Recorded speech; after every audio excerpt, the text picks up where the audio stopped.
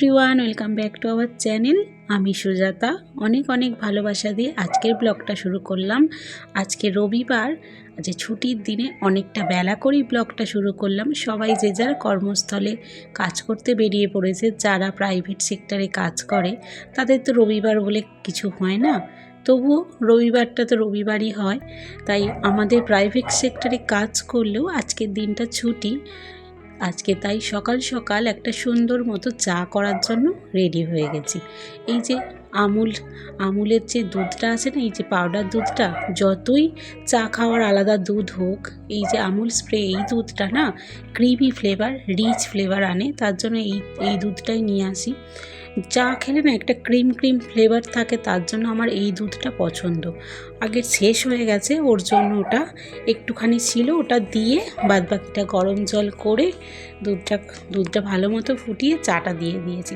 এই চাটা আবার নতুন কেটেছি। এই চাটা আবার অন্য ফ্লেভারে, টাটা চাও না, আর আমরা ব্রুক বন্ড খাই ওটাও না, এটা অন্য একটা, সেটা তোমাদের সাথে আর শেয়ার করা হয়নি। আর ওটা প্যাকেটটা ফেলেও দিয়েছি, না হলে তোমাদের দেখাতাম। চায়ের কালারটা খুব সুন্দর এসেছে, দুধ চার জন্য পারফেক্ট। এটাও মাঝে মধ্যে ফ্লেভার চেঞ্জ করা খুব ভালো। শীতের সকালে এরকম একটা গরম চা, তার সাথে একদম কড়া করে চা, ছুটির দিনে বেশ অ্যাশ করে খাওয়া যায়। একটু দেরি করেই কাজ করতে হবে, কারণ হচ্ছে এত সুন্দর ওয়েদার, শীতের সকাল, একটু কাজ, জামা কাপড় ধোয়া এগুলো যে করতে যাবো না, অনেকটাই দেরি হয়ে যায়। ঠান্ডা লাগারও ভয় আছে, যদি এবার ঠান্ডা লেগেছে, খুসখুসে কাশিও হচ্ছে, কিন্তু কী সেসব পাত্তা না দিয়ে কাজ তো করতেই হবে। এটা আগের দিনের ডাল ছিল, মোচার তরকারি ছিল, সব একসাথে শুকনো করে নিচ্ছি। খুব ভালো লাগে সর্ষের তেল, তার সাথে কাঁচা পেঁয়াজ কুচি করা সব মেখে গরম ভাতে খেতে দারুণ সুন্দর লাগে। তার জন্য এটা আমি না ডাল ফেলি না, ডাল কাউকে পরের দিন পাতলা করেও খাই না, ওটা শুকিয়ে নিয়ে খেলে না বেশি ভালো লাগে খেতে। ওটাই ডাল শুকনো করে দিচ্ছি। আগে থেকে এখনও পর্যন্ত ব্রেকফাস্ট করিনি, চিরঞ্জিত গেছে বাজারে, তার জন্য ব্রেকফাস্ট আর করা হয়নি এখনও। এবার এলেই আমি ব্রেকফাস্ট করে নেব। ফোন করে আমাকে বলল যে আমি আসছি, করে রাখো।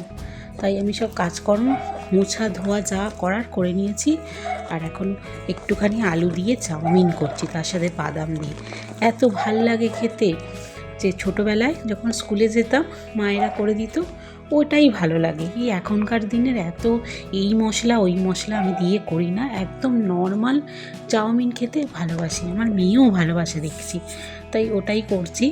মেয়ে যদিও বা শরীরটা ভালো না, মেয়েকে সকালে চাউমিন দেবো না, মেয়েকে ভাত দেবো, গরম ভাত, ডিম সিদ্ধ, ঘি দিয়ে আলু সিদ্ধ দিয়ে মেখে দেবো। এটা বরের ব্রেকফাস্ট হচ্ছে, আর আমি দুরকমই খাবো, একটু চাউমিন খাবো, একটু ভাত খাবো, হয়ে যাবে আমার। আর এই নুডলসটা না এত সুন্দর, দারুণ। বরকে খেতে দিয়ে দিলাম সকাল সকাল। ছুটির দিনে না আলাদাই একটা মজা। ছুটির দিনে নানা রকমের খাবার, দুপুরে লাঞ্চে, সকালে, তারপরে আবার বিকেলে ঘুরতে যাওয়া। এই রবিবার দিনটা যে সবাই মনে হয় না সারা সপ্তাহ জুড়ে চলুক। এই যে ঘুরতে বেরোনো, বিকেলবেলা ছোট টাইম স্পেন্ড করা, এইগুলো না মানে স্মৃতিছে। যখন আমাদের বয়স হয়ে যাবে তখন তো আর বেরোতে পারবো না, তখন এগুলোই চিন্তা করব। এত ঠান্ডা লেগেছে আমি কথা বলতেও পারছি না। আর একটুখানি তেঁতুলের টক বানাচ্ছি, চাটনি না টক। তেঁতুলটা আগে সিদ্ধ করে নিয়েছিলাম।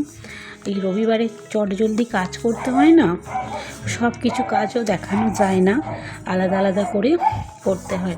মোটামুটি বেলাটা দেখেছো, সকালে যেরকম রোদ ছিল না, এখন দেখো রোদ নেই, কেমন ঝিমিয়ে গেছে ওয়েদারটা। আর এদিকে মাটন এনেছে না বর, আজকে রবিবার স্পেশাল লাল মাটন হবে। আমি একটু কষা মাটন ভালোবাসি বলে আলু দিচ্ছি না, বরের আর মেয়ের আলু পছন্দ, তাই 4 পিস আলু দিয়েছে, এবেলার 1 পিস, ওবেলার 1 পিস। আর আজকে বেশ লাল করে রকডকে করে মাটনটা করব। অল্পই এনেছে, 500, আমাদের 3 জন মানুষের হয়ে যাবে।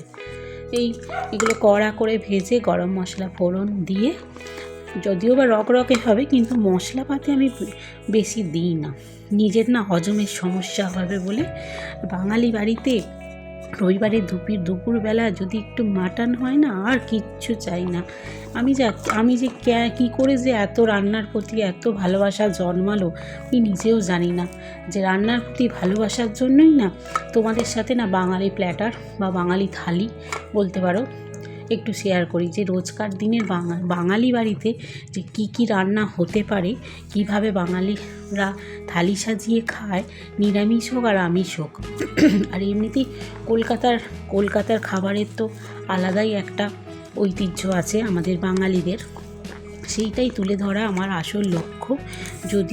যদিও বা জানি না কতটা কার কাছে পৌঁছে যাচ্ছে, কে কতটা ভিডিও দেখে আমার, সেসব আমি জানি না। আমি আমার কর্ম করে যাই।